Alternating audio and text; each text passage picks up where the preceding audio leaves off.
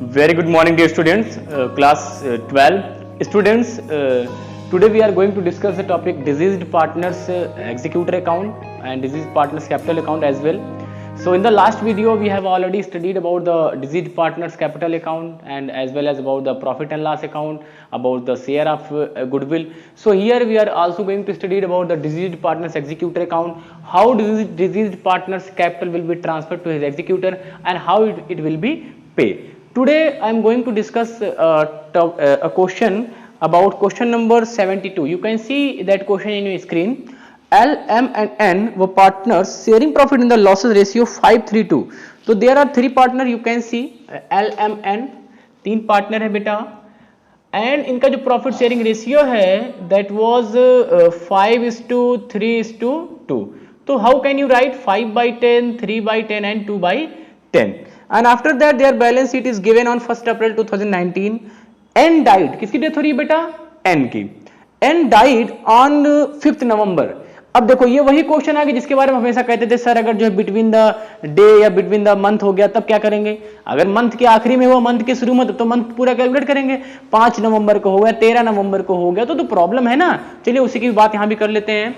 तो डेथ जिसकी हुई है उसका नाम है N और N की जो डेथ हुई है वो हुई है 5th of November 2019. 5 नवंबर 2019 को N की डेथ हो गई and his executor is entitled to pay, he have a right to pay receive the amount of his parents जो भी होंगे उसके. So first information what you have to give to the deceased partners executor, firstly about the capital of the deceased partners and thereon you have to pay the interest 8% interest जिसे आप कह सकते हैं interest on capital that should be paid by the firm to the deceased partner means N. And the second information his share of reserve, you know कि reserve तो देना ही आपको. About C his share of profit for the intervening period. Intervening period का मतलब जितने दिन उसकी death हो गई है. आप पूरे साल भर की बात नहीं कर रहा है. His share of profit for the intervening period जहां पे ये ब्रेक हुआ है, जहां पे ये रोका गया है, जिस दिन उसकी डेथ हुई उस दिन तक का will be based on the sales during that period. अब कोई ये नहीं कहेगा सर ये सेल जो पिछले साल का दिया, ना ये जो सेल बेटा दिया है दैट सेल और 1st अप्रैल टू 5th नवंबर जिस दिन में वो वर्किंग था उस टाइम तक का सेल है 2,40,000 रुपए. And the rate of the profit during the past 4 years had been 15% on sale. तो पिछले 4 साल से जो लगातार प्रॉफिट आ रहा था वो लगभग जो 15% के बराबर था. तो इस साल भी जो है 15% will be consider.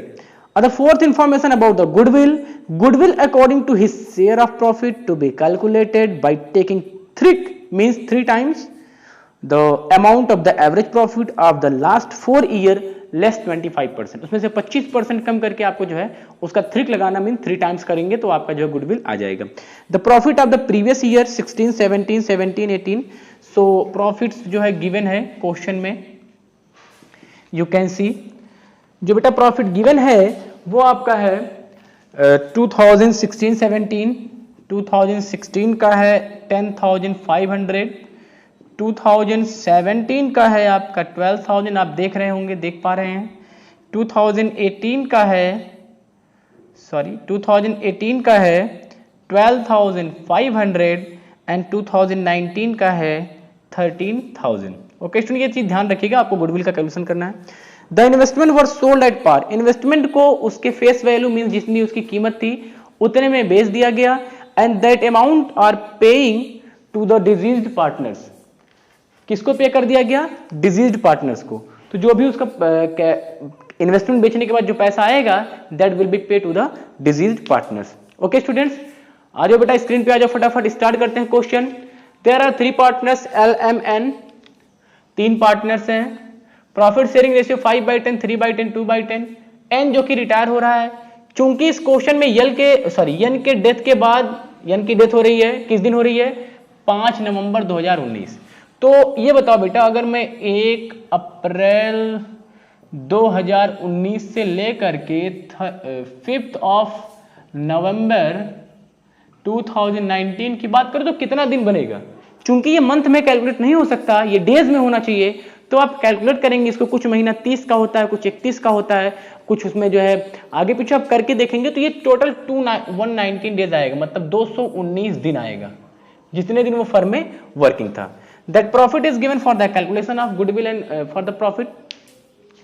So firstly you have to prepare N's capital account, तो put the name N's capital account, और यू कैन से कि सर डिजीज पार्टनर का कैपिटल अकाउंट बनाने जा रहे हैं।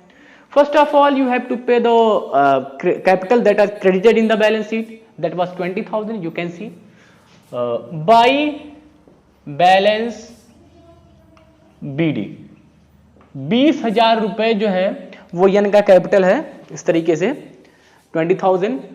फर्स्टली इसकी बात किया था।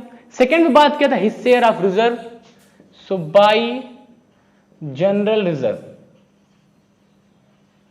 Bye general reserve what reserve is given, it was 9,000। सो 9,000 में उसका शेयर कितना बनेगा बेटा, चूंकि ये ओल्ड रिजर्व है, पुराना रिजर्व है, तो आप पूरा दे देंगे 2/10, ठीक है। सो 2/10 कर दीजिए, कितना आ जाएगा 1800, ठीक है। आगे हम बात करें तो फिर बात आ रही है थर्ड इंफॉर्मेशन दैट, जो कि प्रॉफिट की बात कर रहा है, ठीक है।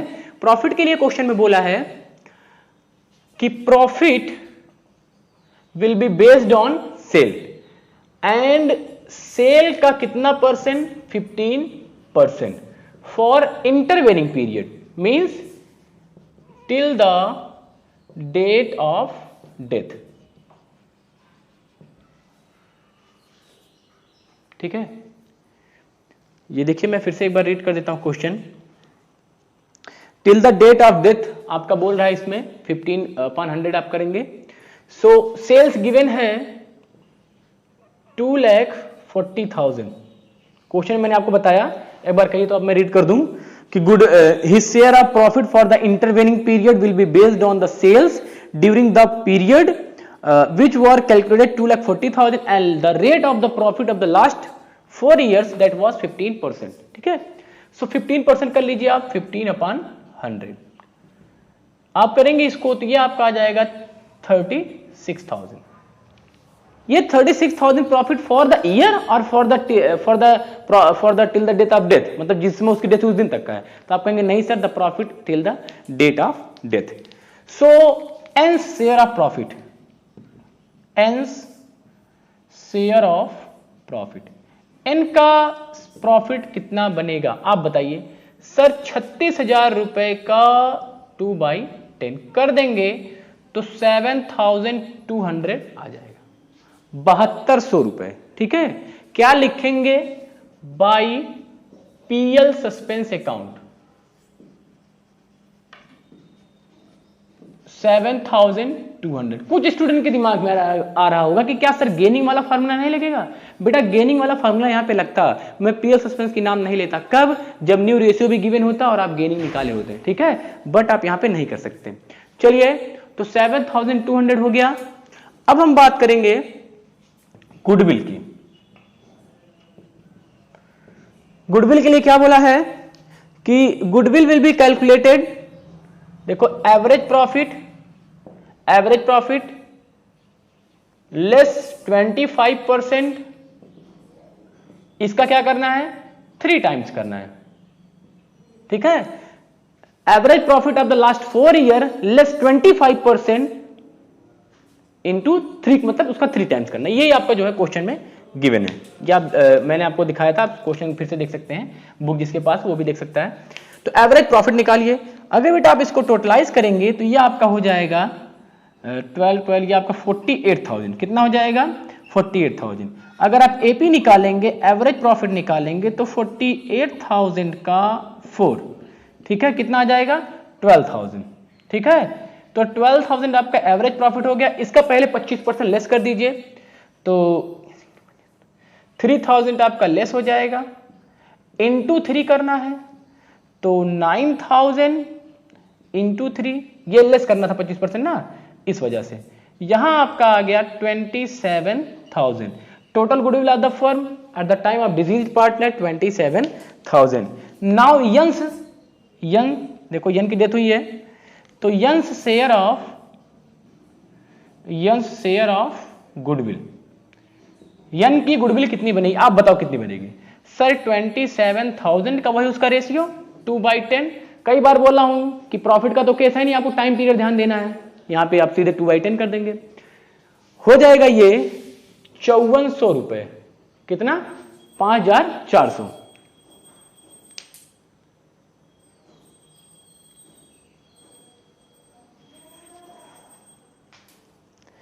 हो गया?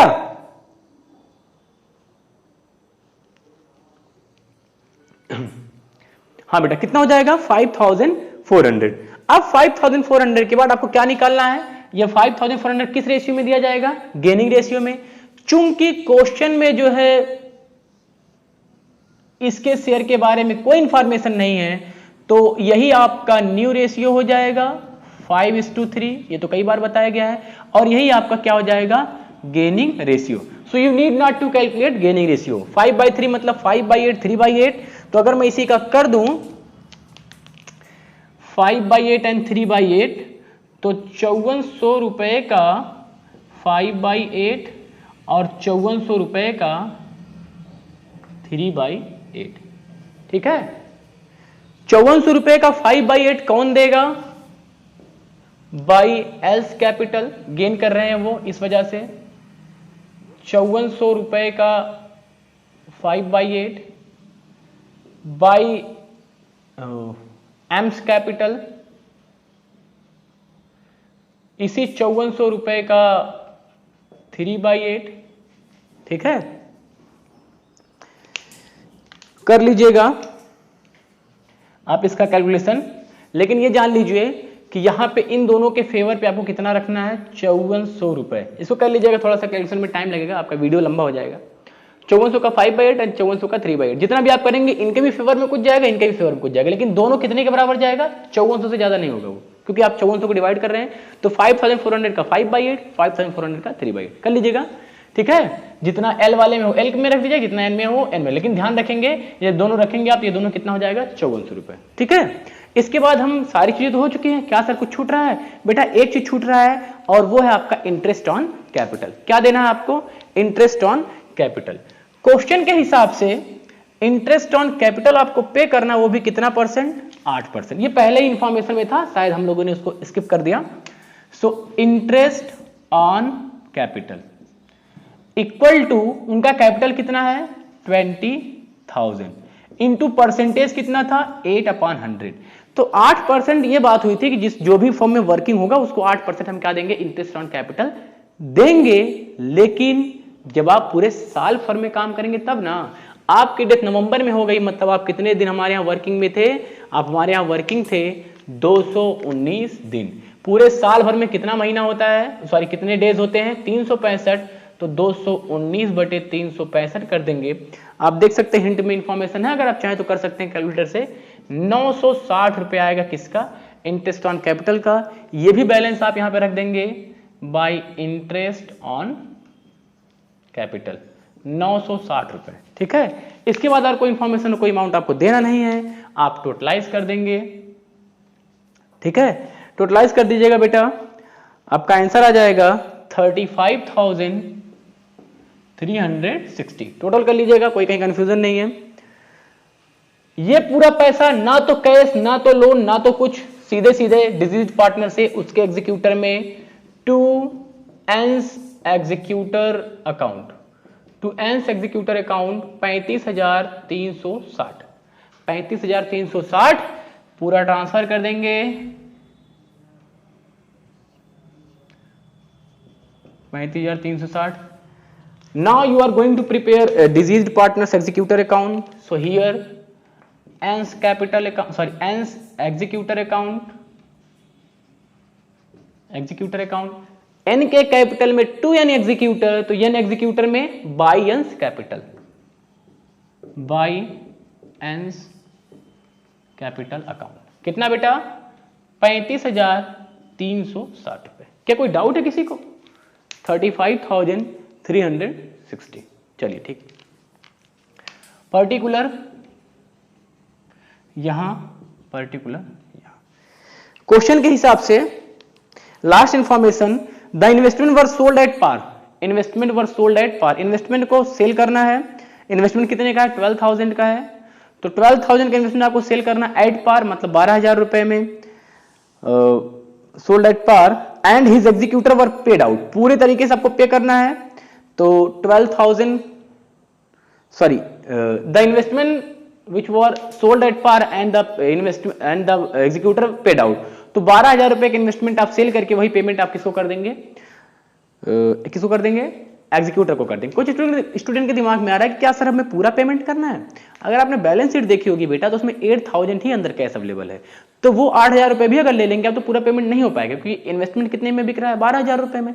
तो यहाँ पे आपको ध्यान देना होगा कि इन्वेस्टमेंट जितने में बिका है उतने का ही पेमेंट हुआ है, तो आप सीधे सीधे लिख देंगे टू कैश अकाउंट।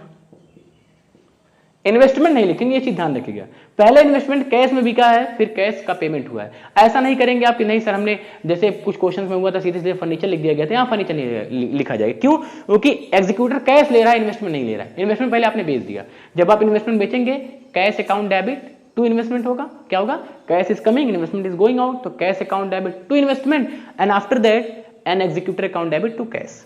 कितना?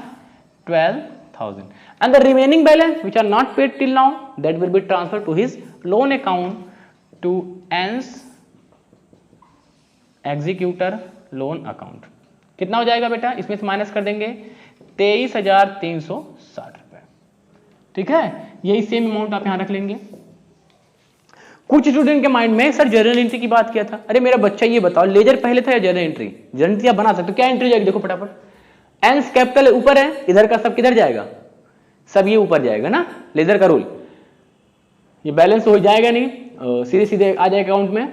General reserve account debit to N, general reserve profit and loss, और L's capital M's capital IOC account debit to N's capital सीधे हो जाएगा, पूरा पेमेंट इनके अकाउंट में आ जाएगा। और यहाँ जो है सीधे सीधे जो है N's capital account debit to N's executor हो जाएगा, एक एंट्री, इसके बाद एन्स एग्जीक्यूटर को टू कैश करके पेमेंट हो जाएगा 12,000 का, बाकी इस तरीके से। ठीक है, मुझे नहीं लगता कि जर्नल एंट्री में आपको जो है प्रॉब्लम है, आप जर्नल एंट्री भली भांति जो है जानते हैं, कर भी सकते हैं। ठीक है, लेजर आपके दिमाग में है तो there are no any problem in the for the passing the journal entry. Okay students.